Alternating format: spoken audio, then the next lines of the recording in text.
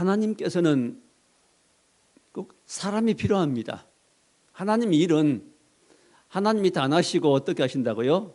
우리 연약한 인간들을 불러가지고 그들 마음을 변화시켜가지고 그들 통해 하나님이 하시는 겁니다.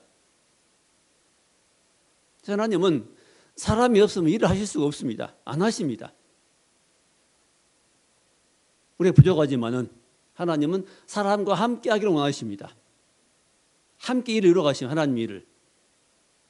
우리가 세상을 창조한 일을 우리가 함께 할 수 없습니다. 그러나 대부분 이 땅의 수많은 일들이 다 뭘 통해 이루어져요? 사람을 통해서 하나님이 하십니다. 예수님도 이제 이 땅에 오셔서 이제 사역하시는데 3년 동안 사역하실 때 사람이 필요했습니다. 그래서 3년 동안의 사역을 시작하실 그 시작 초기에 뭘 하시지요? 사람을 부르신 일 하십니다. 제일 먼저. 30년 동안은 몫으로 일하시다가 하나님 정하신 때가 되니까 예수님께서 제일 먼저 하신 일이 무엇입니까? 세례를 받으십니다. 세례 요한에게 요단강에 세례를 받고 그때 하늘에서 성령이 비둘기처럼 내려오시고 하늘에서 음성이 들립니다. 내 사랑하는 아들이니 너희는 저의 이 말을 들어라. 그 예수님의 말씀을 들으라는 겁니다. 자, 세례 받는 것이 첫째 일이었고 그 다음에 하신 일이 뭐냐면은 금식하십니다. 40일 금식하시고 금식하신 후에 어떤 일이 생기죠? 시험이 오지요. 마귀가 시험할 때 세 번의 마귀 시험을 말씀으로 물리쳐버려 이기십니다. 그리고 이제 바로 사역을 시작하시는데 그 첫 마디가 무슨 말씀입니까? 자, 회개하라 천국이 가까웠느니라고 말씀하십니다. 17절이죠. 이때부터 예수께서 비로소 전파하여 이르시되 회개하라 천국이 가까웠느니라. 첫 음성입니다. 사역의 첫 음성, 공적인 사역의 첫 음성이 뭐냐? 회개하라 천국이 가까웠느니라. 천국을 선포하십니다. 회개하고 천국을 얻으라고 말씀합니다. 자, 이 일을 하시는데 누가 필요하다고요? 사람이 필요합니다. 그래서 이제 사람을 12 제자를 먼저 택하십니다. 부르시고 선택하시죠. 자, 오늘 말씀은 바로 그 제자 중에 12 중에 4명의 제자를 만나서 부르시는 장면이 소개되고 있습니다. 자, 제일 먼저 18절에 누구지요? 곧 베드로라는 시몬. 자, 베드로는 처음부터 베드로가 아니었습니다. 그 이름 원래 이름은 본명이 시몬입니다. 시몬인데 예수님께서 그 이름을 바꿔주셨죠. 베드로로. 반석이라는 뜻의 이름 바꿔주었습니다. 하나님께서는 이렇게 귀한 일을 행하시려 할 때는 이름을 바꿔주십니다. 아브라함이었는데 아브라함으로 또 사례를 사라로 이렇게 바꿔주십니다. 자, 우리 이름도 실은 바꿔주십니다. 우리의 이름 자체는 안 바꿔주시지만은 우리의 새 사람 바꿔주시죠. 새롭게 성도로 우리 바꿔주십니다. 마귀의 종에서 성도로 바꿔주십니다. 신분을 바꿔주시죠. 자, 어디에 있는 사람 부르십니까? 18절에 보니까 자, 갈릴리 해변에 다니시다가 갈릴리는 이스라엘 지역 중에서 가장 어찌 보면 낙후된 지역입니다. 촌이지요. 어촌입니다. 자, 그 어촌 사람들이 하는 일은 주로 생업이 고기 잡아서 사는 일입니다. 갈릴리 해변에 다니시다가 두 형제 곧 베드로라는 시몬과 그 형제 안드레를 만나게 됩니다. 두 형제가 그물 일을 하고 있을 때, 고기 잡는 일을 하고 있을 때 그 형제를 부르십니다.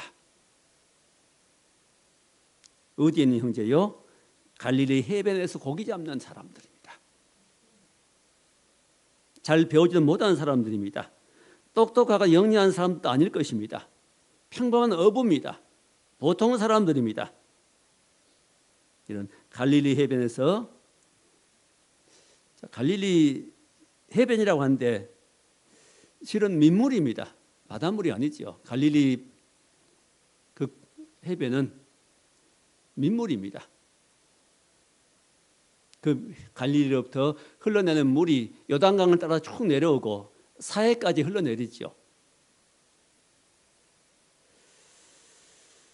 자, 누구를 불렀어요? 시몬 베드로입니다. 베드로라는 시몬 형제가 바다에 금을 던지는 것을 보시고, 바다에서 금을 던지는 것을 보시니 그들은 어부라. 그들이 부름받을 때 무엇하고 있었습니까? 그물을 던지고 있었습니다. 무엇 하려고요? 고기 잡는 행위를 하고 있는 것이죠. 그물 던진다는 것은 아마 투망이 아닌가 생각이 됩니다. 던져서 동그란 그물이 있잖아요. 그걸 던져서 끌어올리면은 고기가 걸려서 고기 잡는 그런 형식의 방식의 그물인 것 같습니다.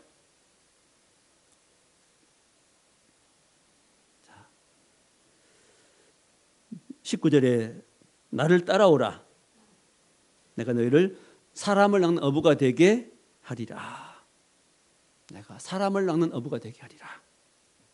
지금까지 너희가 고기를 낚는, 고기 잡는 어부였지만은 나를 따라오면은 그때부터는 고기가 아닌 사람을 낚는 어부가 되게 하겠다. 사람 낚는다는 것은 곧 전도자지요. 죄에 빠져 있는, 세상에 빠져 있는, 어둠에 갇혀 있는 그들을 빛 가운데로 생명 가운데 인도해 주는 그런 일을 하겠다는 것입니다. 약속을 주시고 사명 주십니다. 어부들을 불러서 하나님이 훈련시키시고 그들을 통해서 이런 놀라운 일을 행하시겠다는 겁니다. 자, 그때 그들이 어떻게 하지요? 나는 이런 일 때문에 못하고, 나는 일이 바빠서 못하고, 그런 핑계 안 대고, 놀랍게도 20절 말씀 보니까 그들이 곧 그물을 버려두고 예수를 따르니라. 예수님 말씀을 듣고 순간적으로 그냥 곧 머뭇거림이 없이 그물을 버려두고 예수를 따르니라고 말씀합니다. 참 놀라운 일입니다. 자, 세리 마태를 부를 때도 그렇죠. 세관에 앉아있는 마태에게 주님 부르실 때 곧 따라 나셨지요. 자, 예수님을 따르는 것 놀라운 일입니다. 그런데 어떻게 이렇게 쉽게 따라 나올 수 있을까요? 아직까지 예수님에 대한 소문이 아직 안 퍼진 때입니다. 사역 초기입니다. 자, 이것은 하나님께서 그들을 쓰시기로 이미 작정하셨기 때문입니다. 그렇죠. 하나님께서 그런 작정하셨고 때가 되어 부르시니까 부르심 응해서 그들은 선뜻 나올 수 있는 겁니다. 마음이 준비가 안 되면 절대로 나올 수가 없습니다. 전도, 어떤 불신자를 전도하는 것도 그렇습니다. 갑자기 되는 건 아니고 그의 마음이 어느 준비가 되어야 나올 수 있는, 하나님께 나올 수 있는 거죠. 자, 하나님께서 이미 그들을 이런 사도로, 제자로 쓰시기로 이미 예정하셨습니다. 예정하셔서 주님이 거기 가실 때, 갈릴리 해변을 거니실 때 그들이 거기 일하고 있었고 그를 만나게 하셨습니다. 그래서 그때 그 일을 하신 거지요. 우리 어떤 일이 되어질 때 우연히 어떤 일이 되었다 생각하지 마십시오. 우연은 없습니다. 모든 일들이 하나님의 그 계획 가운데, 하나님 예정 가운데 된 일들이 대부분입니다. 물론 우리가 죄를 지을 때 하나님 우리를 죄를 예정해 놓은 건 아니지요.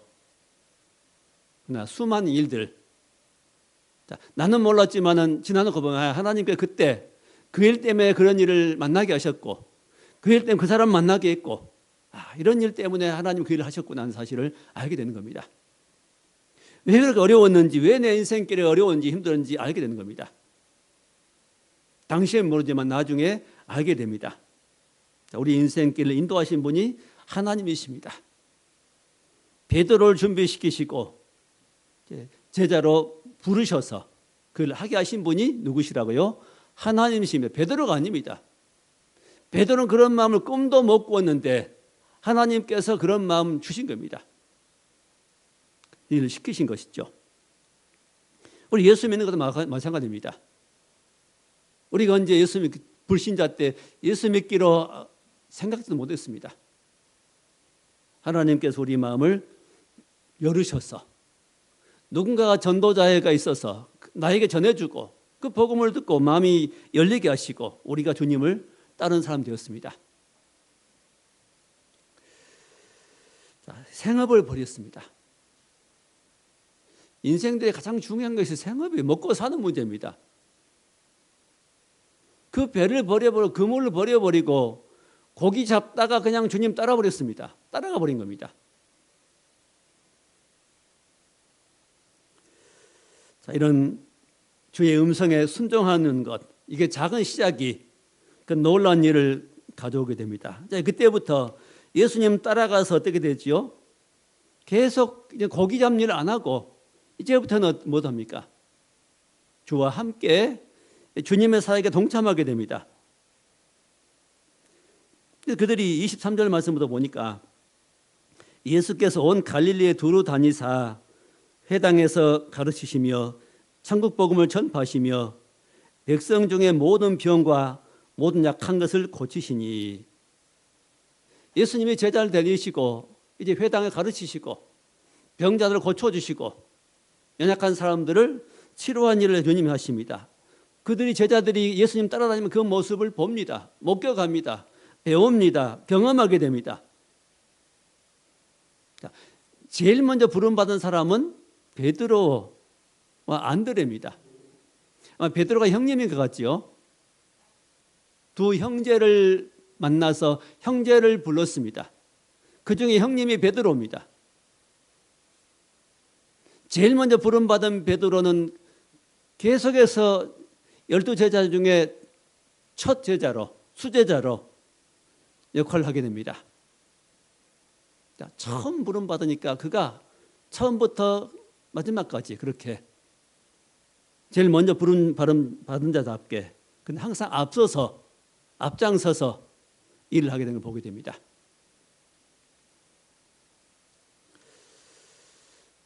예수님의 부활을 십자가의 죽으심도 경험했습니다.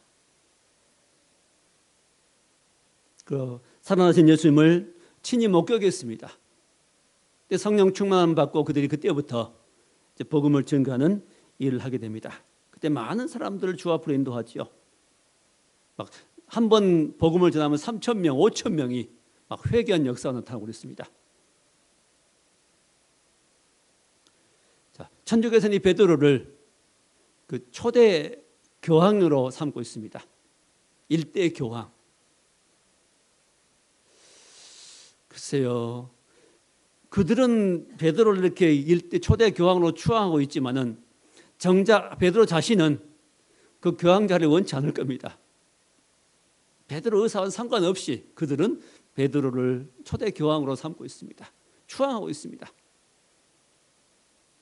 추앙받는 자리는 아니죠. 가장 높임을 받아야 할 분은 하나님이십니다. 예수 그리스도십니다. 이렇게 만약에 베드로가 예수님 만나지 못했더라면 그는 평범한 인생을 살다가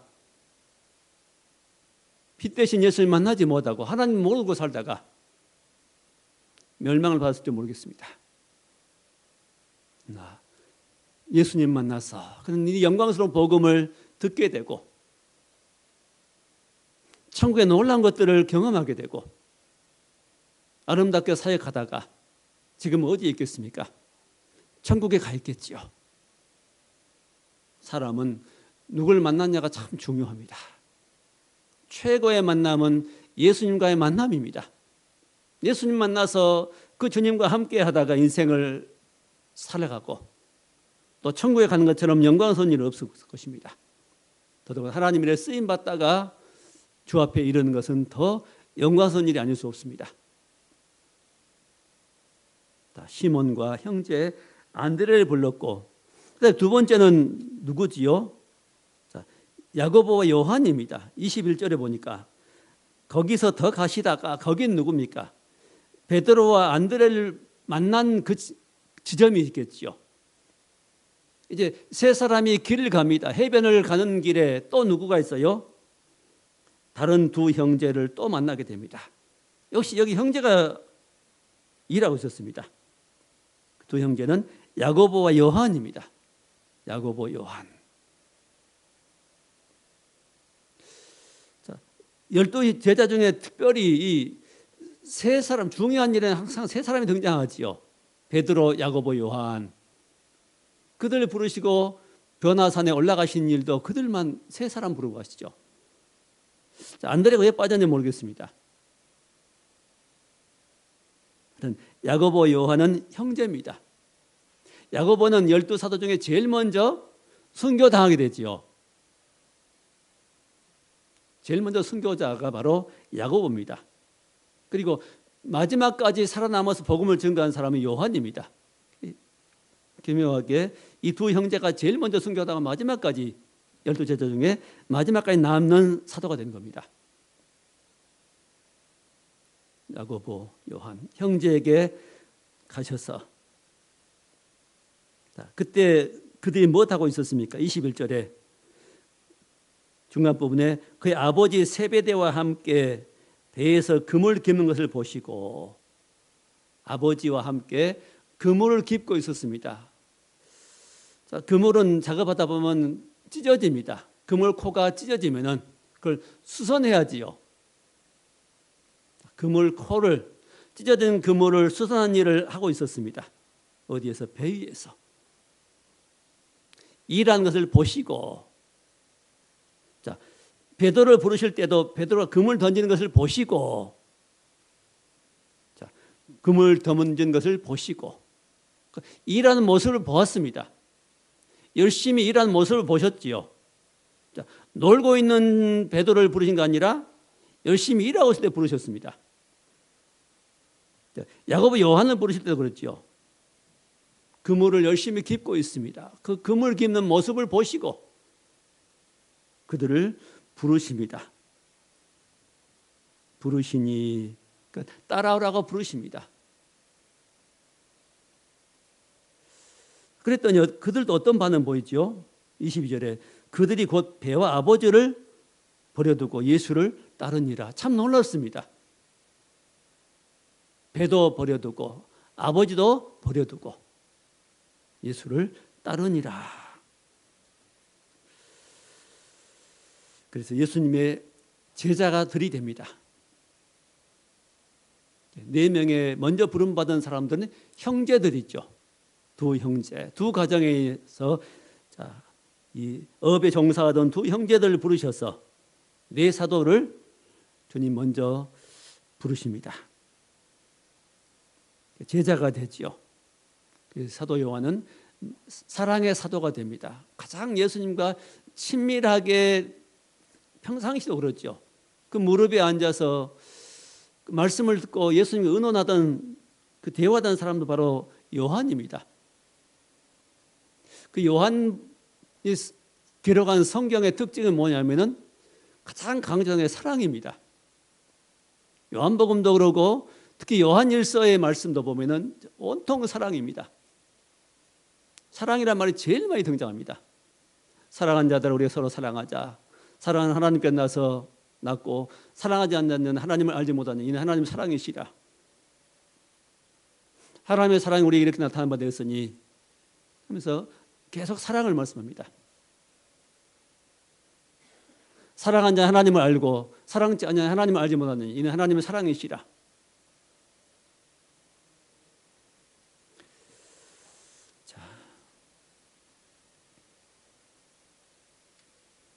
그 사랑의 사도로 남게 됩니다. 마지막까지 남아서 주님의 사랑을 전하고 마지막 성경의 마지막 성경이 요한계시록입니다. 요한계시록의 내용이 무엇일까요? 핵심이 하나님의 사랑입니다. 하나님의 사랑. 요한계시록은 무서운 성경이 아니고 하나님이 어떻게 우리를 사랑하시는가 하는 사랑의 말씀을, 메시지를 핵심으로 하고 있습니다. 다음에 시간 되면 우리 요한계시록을 또 살피게 될 것입니다. 그때 하나님의 사랑이 어떻게 나타나는가를 우리는 또한 알게 될 것입니다.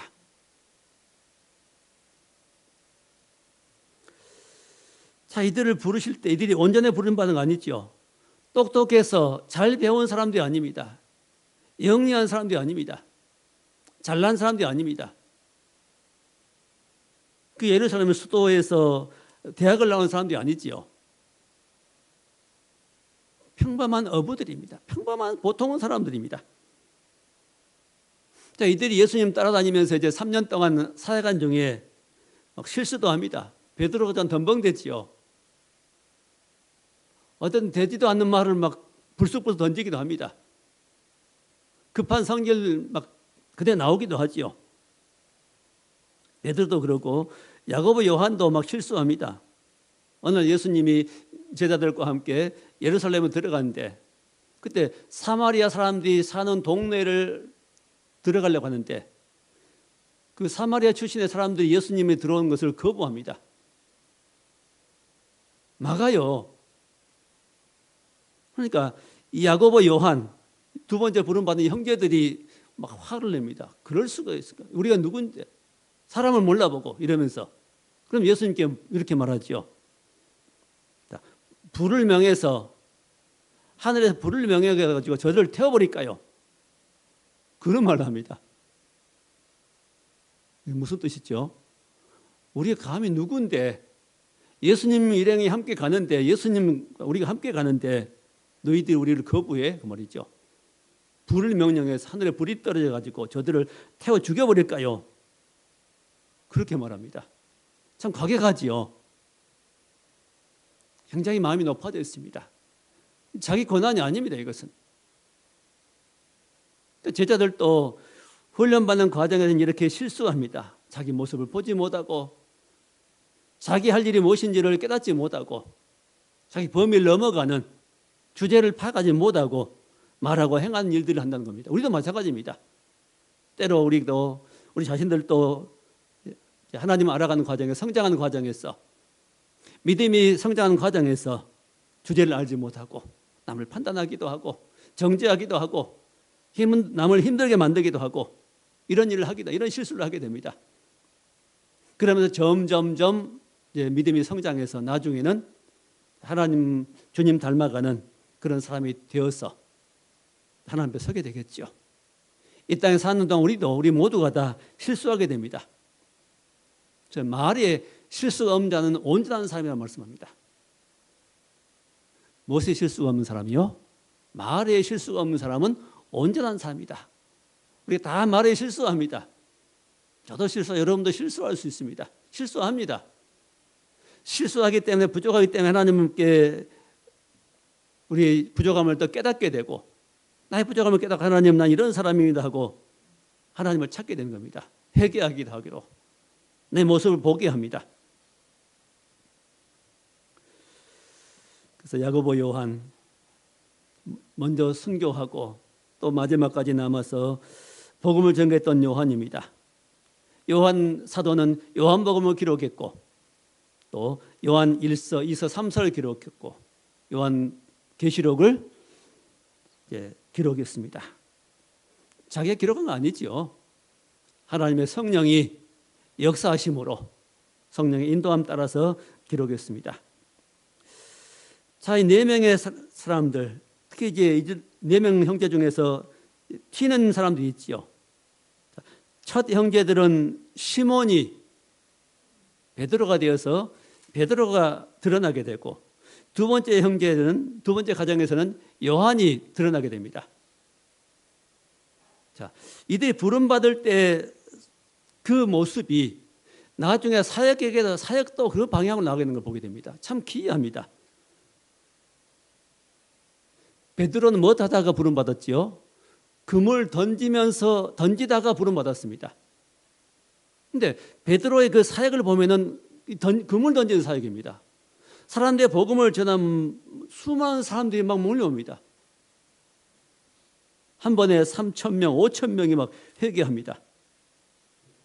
그물 던지는 사역입니다. 많은 사람들을 상대한 사역입니다. 그러나 요한은 그 반대로 그물을 깁고 있을 때 부름받았죠. 그물을 보수하는. 요한 사역 보면은 그런 인상을 많이 받습니다. 베드로 같은 그런 툭툭 던지는 그런 사역은 아니지만은 아주 섬세하게 그물을 깁는 사역을 하는 그런 것이 보입니다. 교회를 세우는 섬세하게 아주 섬세한 사람입니다. 물론 처음에는 우리의 아들일 줄 알았죠. 과격했습니다. 아주. 우리면은 천둥이죠. 천둥의 아들이니까 과격하지요. 그러니까 하늘에 불이 내려와가지고 태워버릴까요? 이런 말도 했습니다. 그러나 그가 변화되었을 때 예수를 믿고 하나님의 사람으로 변화되고 그는 아주 섬세하게 사역하는 걸 보게 됩니다. 교회를 세웁니다. 하나님의 교회가 아름답게 세워지도록 그물을 깁는 사역들입니다. 하나님이 쓰시는 사람들, 하나님의 쓰신 사람들은 하나님이 부르셔서 쓰시면은 다 바꾸시고 변화되고 아름답게 사용하십니다. 아무리 과격한 사람이라도 부드러운 사람으로, 온유한 사람으로 예수님 닮아간 사람 하나님 바꿔가십니다. 마지막 세 번째, 이제 이들만 부르신 거 아니라 우리에게도 오셔서 우리도 부르셨습니다. 우리도 부르시니까 이 자리에 있는 거지요. 누가 불렀어요? 주님 부르신 겁니다. 베드로와 요한을 불렀던 주님이 오늘 우리도 부르셨습니다. 안 부르셨으면 우리가 주님 앞에 나갈 수 없습니다. 그 주님 부르시면 우리가 주님을 따랐습니다. 꼭 주님 따른다는 것은 직업 버리고 신학하고 목회자가 되는 것만 주님 따르는 건 아닙니다. 그건 사명이죠. 목회자로 하나님이 부르실 때 필요하기 때문에 그만큼만 부르십니다. 모든 사람이 다 목회자 될 수 없습니다. 모든 사람이 사도가 될 수 없지요. 사도는 12명이면 충분합니다. 그렇지요. 그래서 그런 사람들은 이렇게 부르신 겁니다. 그래서 그들은 배도 모든 것도 다 버려버리고 아버지도 버려버리고 따라났던 겁니다. 자, 목회자는 지금 숫자로 충분한 것 같습니다. 그래서 하나님께서 더 필요하다면 부르시겠지요. 사람의 것처럼 보이지만 그렇지 않습니다. 하나님 부르십니다. 저도 목회자 된 것은 그전에 생각지도 못했는데 대학 다니면서 하나님 부르심이 너무 크기 때문에 부르심에 응해서 거기에 순종할 수밖에 없었습니다. 내가 한 건 아닙니다. 이것이 모든 것이. 그 은혜지요. 우리가 어떤 사람이든지요, 누구든지 어떤 직업을 가졌든지, 자, 직업 버리는 것이 주의 뜻이 아닙니다. 직업 버리고 신학교 가는 것만 주님 따르는 거 아니지요. 보통 사람들은 직업 가져야 됩니다. 생업 가져야 됩니다. 생업 가지고 주분 주부대로 직장인대로 주님 따르는 겁니다. 주님 따른다는 것은 꼭 어떤 행위를 구체적으로 하는 것이 아니라 이전에 그 마음을 주님께 내어놓고 주권을 내려놓고 그 주 앞에 순복에 나가는 걸 주님 따르는 것이라고 합니다. 근데 어떤 사람들은 꼭 생각하기 인식이 어떤 이 일을 행동해야만 되는 줄 압니다. 직업을 버려야만 되는 것인 줄 알고. 목회자라면 직업을 버려야죠.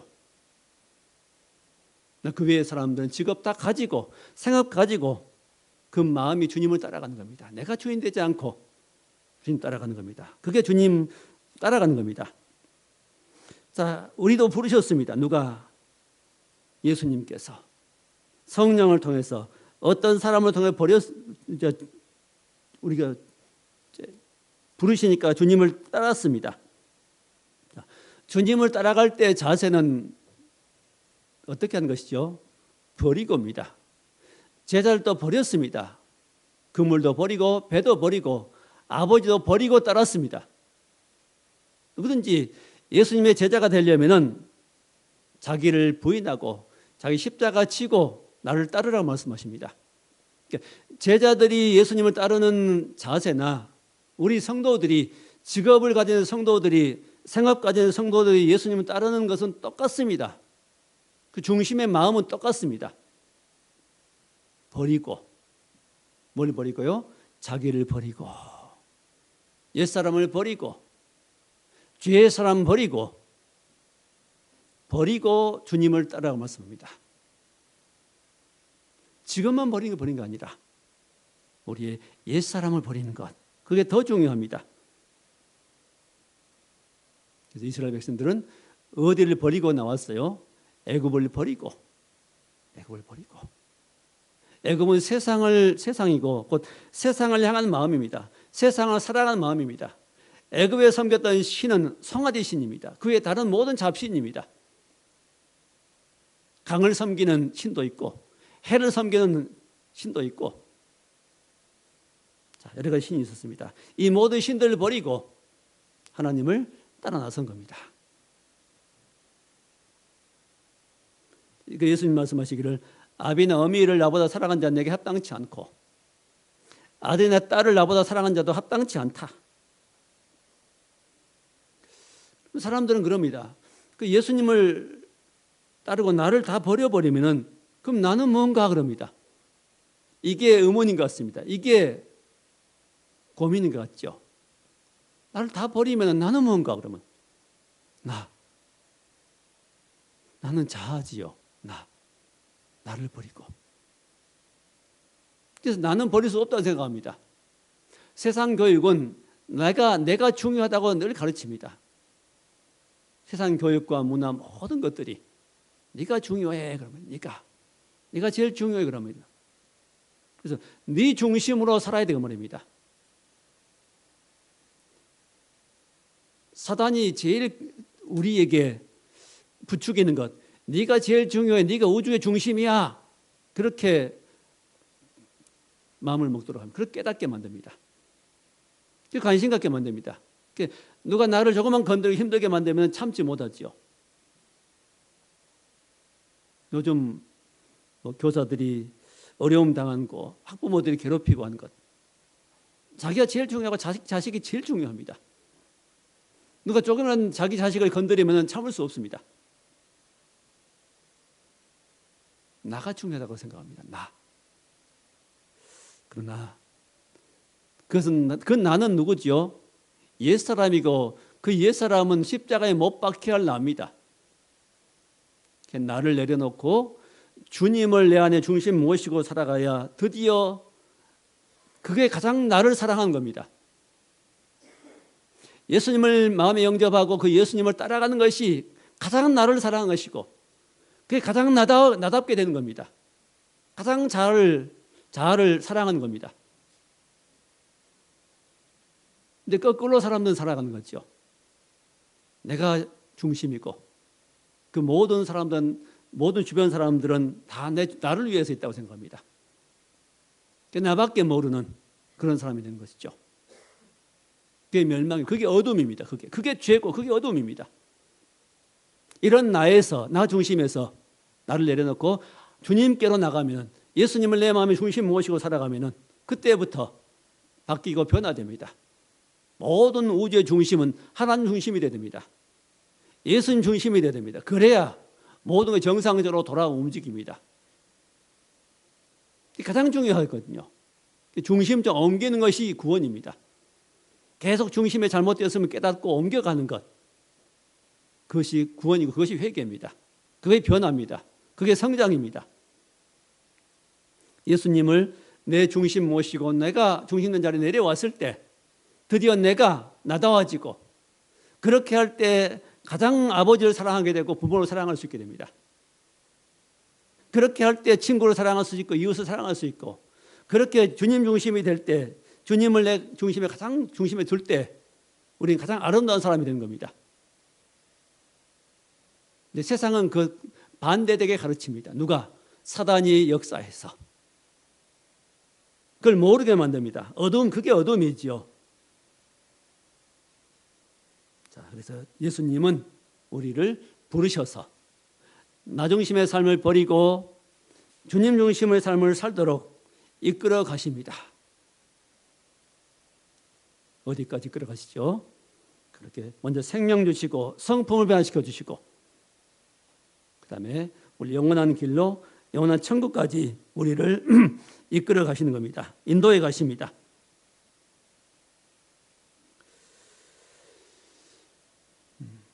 그래서 예수님을 믿고 따르게 되면은 반드시 주님의 인도하심이 있습니다. 주님이 우리를 마음을 열어서 깨닫게 하시고 가르쳐 주시고 세밀하게 인도해 가십니다. 그 가는 길에, 주님 따라가는 길에 어려움도 있습니다. 왜 어려움이 있죠? 내 옛사람과 예수님의 새 성품이 자꾸 부딪힙니다. 나는 순종 안 하려고 합니다. 난 자꾸 옛사람의 나를 주장하게 됩니다. 내려놓기 싫어합니다. 그 때문에 어려움이 오죠. 갈등이 생깁니다. 고난이 오고 핍박이 오고 뭐 환난이 오고 이 좁은 길을 가려면 여러 가지 어려움이 있습니다. 이 모든 어려운 일 만날 때마다 주님을 시인하고 인정하고 나갈 때 우리는 거기서 벗어나게 되고 또 한 단계 믿음을 성장한 믿음을 나갈 수 있게 됩니다. 잠시 우리 어려움이 옵니다. 환난도 옵니다. 그러나 잠시 받는 환난에 경한 것이 크고 영원한 영광의 중요한 것을 이루기 위함이라 말씀하십니다. 또 현재의 고난은 장차 나타날 영광과 좋게 비교할 수 없도다. 주님 따르는 길에 브레이크도 걸리고 잠시 넘어지기도 하고 갈등도 오고 문제도 만나고 시험도 만나지만은 그때마다 주님은 우리에게 오셔서 나를 일으켜 주십니다. 그 갈등을 해결해 주십니다. 또 한 단계 믿음을 성숙한 단계를 올려주십니다. 그 나를 구원받게 하시고 내 성품을 바꾸시고 아름다운 믿음의 삶으로 바꿔가시고 또 나를 통해 우리를 통해서 또 믿지 않은 사람들 복음을 듣게 해서 그들도 하나님께 나올 수 있도록 예수를 믿게 만드십니다. 우리는 부름받은 사람들입니다. 하나님께 부름받은 사람입니다. 부름받은 사람들은 자기를 내려놓고 나를 버려두고 주님을 따라간 사람들입니다. 끝까지 주님 따릅시다. 어디까지? 천국에 들어갈 때까지. 가장 귀하신 주님, 우주간에 가장 귀하신 주님이 우리 안에 계시고 나를 내 인생을 인도하십니다. 결코 주님 멀리하지 마시고 이 주님 무시하지 마시고 나는 내려앉고 오직 주님을 내 중심 모시고 내 심령의 가정의 모든 사업 가운데 일 가운데 주님 중심 모시고 주님의 인도함 따라서 살아가는 승리자들이 다 될 수 있기를 주의 이름으로 축원합니다. 기도하겠습니다. 하나님 감사합니다. 우리를 부르셔서 천국까지 인도해 가실 주님을 믿고 감사합니다. 영광스러운 부름에 우리가 응답하여 나왔사오니 끝까지 부름에 응답하고 주님 따르고 이제 끝까지 승리하는 믿음의 백성들 남을 수 있도록 함께해 주옵소서. 예수님 이름으로 감사하며 기도하옵나이다. 아멘.